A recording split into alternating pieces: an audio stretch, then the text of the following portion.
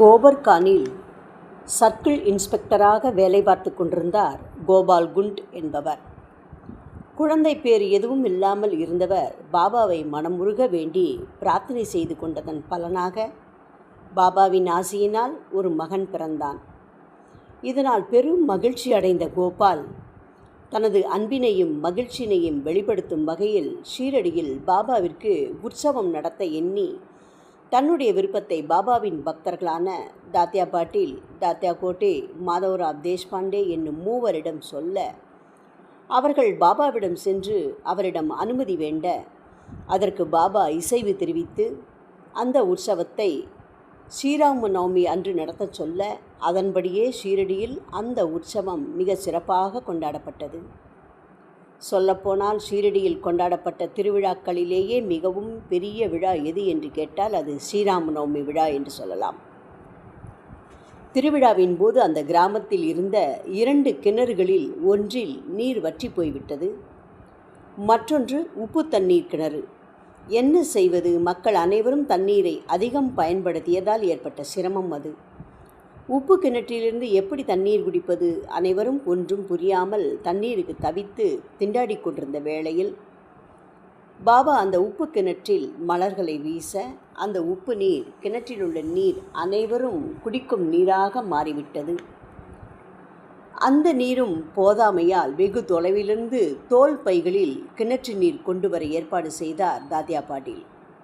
திருவிழாவின் ஊர்வலத்திற்காக 2 கொடிகள் ஊர்வலமாக கொண்டு செல்லப்பட்டு துவாரகமாயி மசூதியின் 2 மூலைகளிலும் நடப்பட்டன.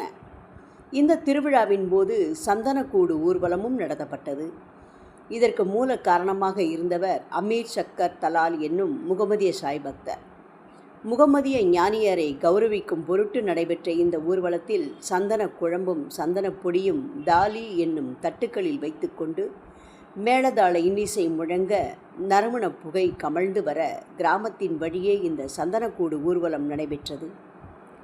ஊர்வலம் மசூதியை அடைந்ததும் தட்டுக்களில் இருந்தவை நிம்பா என்னும் குழிகளில் கொட்டப்பட்டு மசூதியின் சுவர்களில் சந்தனம் பூசப்பட்டது. இப்படியாக ஒரே நாளில் சந்தனக்கூடு விழா ஊர்வலமும் ஸ்ரீராம நவமி விழா ஊர்வலமும் கொடிகளுடன் அருகருகே சென்றன. இன்றும் கூட இவைகள் மிகவும் சிறப்பாக நடைபெற்று வருவதை காணலாம்.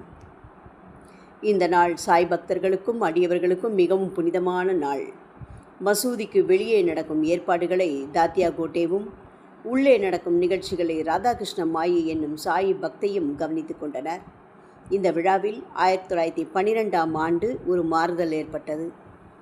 ஸ்ரீராம நவமி அன்று உருஸ் விழாவை கொண்டாடுவது பற்றி விவாதிக் கொண்டிருந்த பாபாவின் முக்கிய பக்தர்கள் கூட்டமாக சென்று பாபாவின் முன் நின்றனர். பாபாவின் முகத்தில் மெல்லிய புன்னகை அரும்பியது. அவர்கள் என்ன பேசிக் கொண்டிருந்தார்கள் என்பது மகானுக்கு தெரியாதா என்ன?